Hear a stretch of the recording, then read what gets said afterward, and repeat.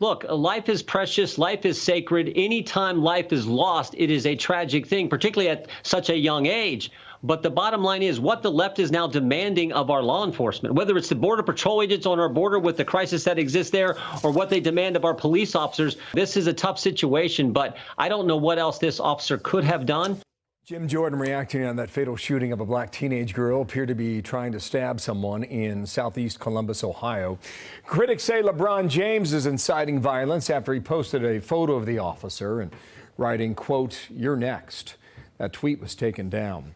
Want to bring in our panel, Geraldo Rivera, Leo Terrell. Gentlemen, good day to both of you. Sensitive issue here. Yet again, here we are. LeBron shot up another tweet after that came down. It reads, "I'm so damn tired of seeing black people killed by police. I took the tweet down because it's being used to create more hate. This isn't about one officer. It's about the entire system, and they always use our words to create more racism. I am so desperate for more accountability," in all caps. LeBron is from Ohio, point that out. Senator Tom Cotton fired off this one. LeBron James is inciting violence against an Ohio police officer. This is disgraceful and dangerous. Is the NBA okay with this? Is Twitter and tweet? Geraldo, I'll begin with you.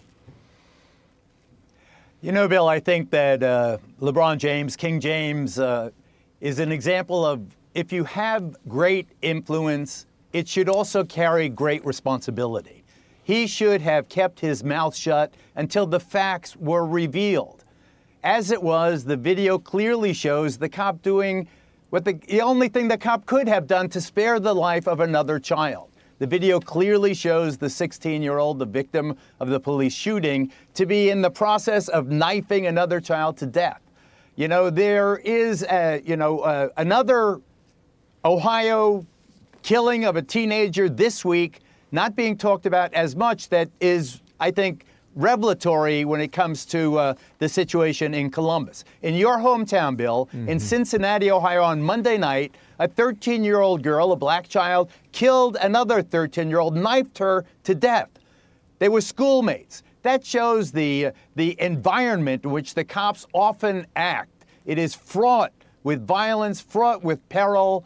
You don't know what's going on, and I think that that is a reality. But LeBron James, with the responsibility he has, should have kept his mouth shut until more was known. Geraldo, thank you for that. Leo? There was plenty known at the time that LeBron James made that comment. What LeBron James did is he put a bounty on that officer. He put a target, a bullseye on that officer. LeBron James and Benjamin Crump put out misinformation. Why? And Ben Crump said the woman was unarmed. She had a knife. Why, Bill? Because there is a war against law enforcement. Here's the big lie, the systemic racism, and I wish Geraldo and everyone on the left who believes that cops are killing black people all the time. Miranda Devine did a great article, New York Post, how many unarmed African Americans killed in April up until this year in 2021? 3. And in 2019, 12. If you listen to LeBron James when he said, "I'm sick and tired of police killing black people," what about black on black crime? What about when black police officers are killed? What about David Dorn? Talk about the other black people who are being killed. Stop attacking police officers. I get it. When you think about Chicago and how many years we've been covering that, thinking about the crime, gentlemen, and major American cities, LA and New York, just look at what's happened here. Shootings are up 64% and 47% in L.A. The homicide, 6% in New York, 40% in L.A. Car theft, 19% in New York, L.A., 38%. I mean, this is going in the wrong direction. In the meantime, here in Midtown Manhattan, which is really probably the business heartbeat of America, one could argue. I mean, it's still a ghost town because of COVID, but you've got all these vagrants now who are living here, and the mayor's right now going to send 80 uniformed officers and supervisors into the area to try and clear things out over the next 2 weeks. They've got a similar deal on Skid Row in L.A. Geraldo, if you don't clean up this problem, these cities don't come back.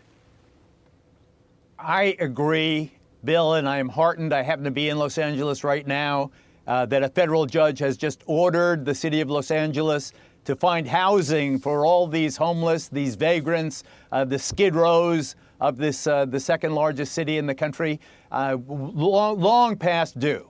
But going back to the environment we're talking about, First of all, I reject the statistics of those who are supporting the police. 1,000 were killed by police last year, or in 1 year, and they were per capita, they were 2 times as many blacks killed than whites. Of course, black people live in a much more violent environment than whites do, and we have to recognize that reality.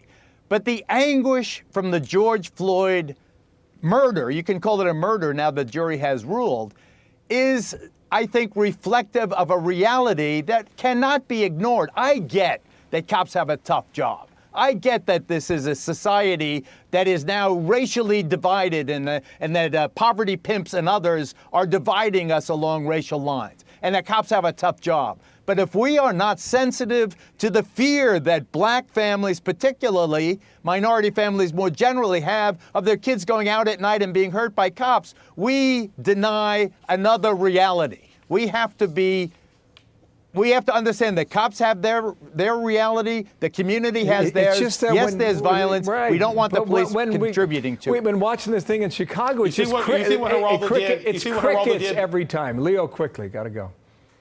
Very quickly, you see what Geraldo did? Typical game. You conflate the George Floyd case, and every case is a George Floyd case. That's a lie.